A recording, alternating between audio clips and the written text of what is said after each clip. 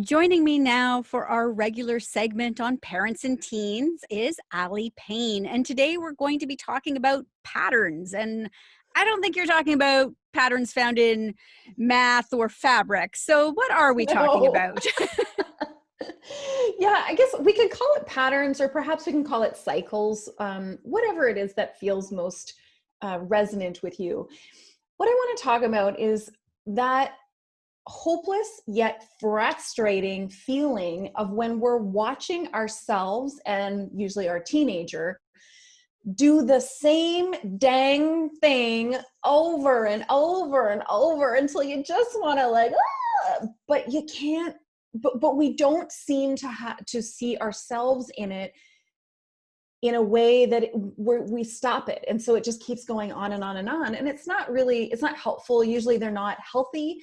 And they certainly don't take us to the place we want to be as a person or with our teenager.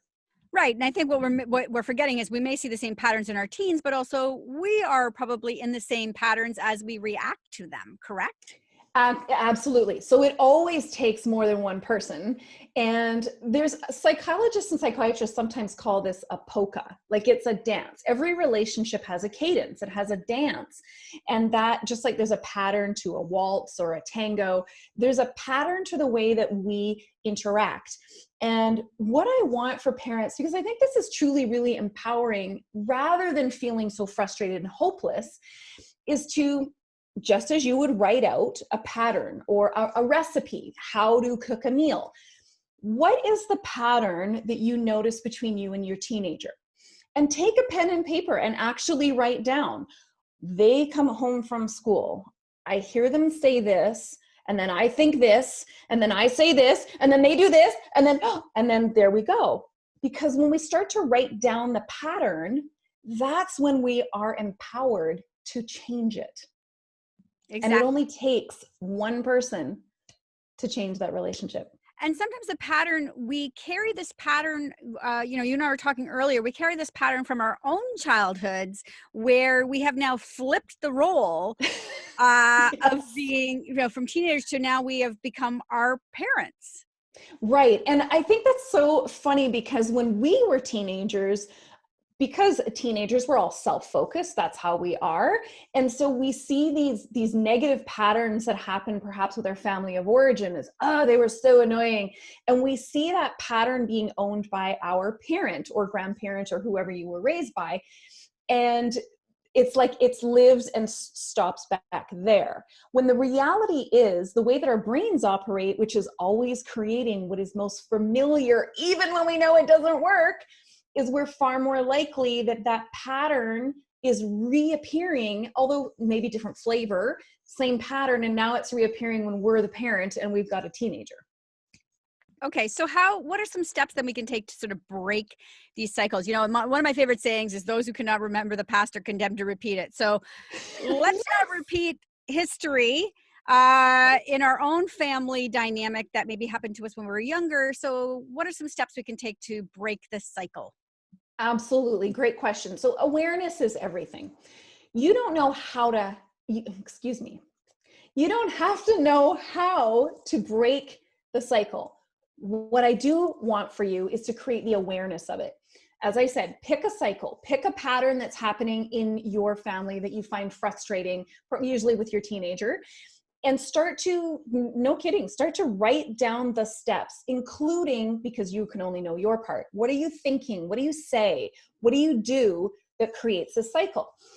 Then you can start to identify, when you go back to the beginning of how that cycle starts, what's the first thing you do? I always say, catch the first domino, right? Those big domino runs, catch the first domino.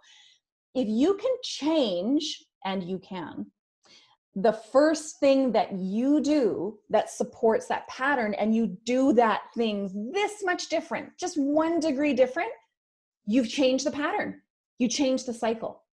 Right. That's This the is first. a little like that, that classic time travel conundrum. If you go back and you change something, it changes it forever in the future. Yes. Same thing with your teen, right? Absolutely, absolutely. And so I want that for you to bring the awareness so you can start changing what you think or what you do to break the pattern. And then the second thing I would say is, if it feels right to have that conversation with your teenager and say, I love you, I notice this pattern, this is how I feel about the pattern, this is what I see I'm doing in it that I'm going to try and change. What might that look like for you?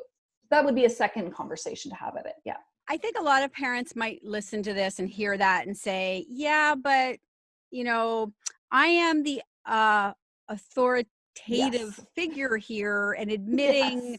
that I might have some role in this could be a sign of weakness, or could affect the relationship negatively. What would you say to that? I honor that and I get that. In order to take ownership for anything in our lives, it takes a lot of courage and vulnerability.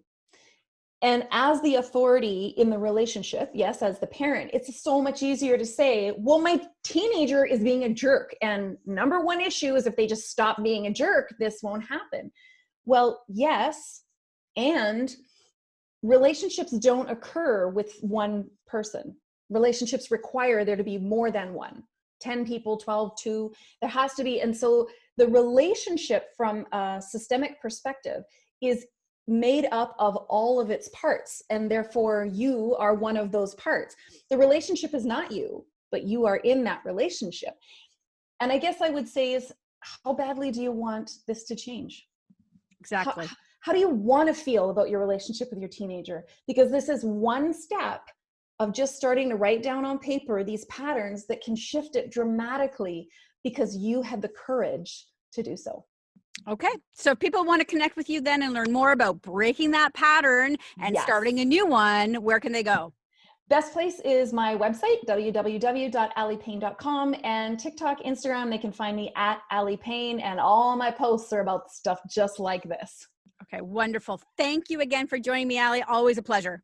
Absolutely. Thank you so much, Candace.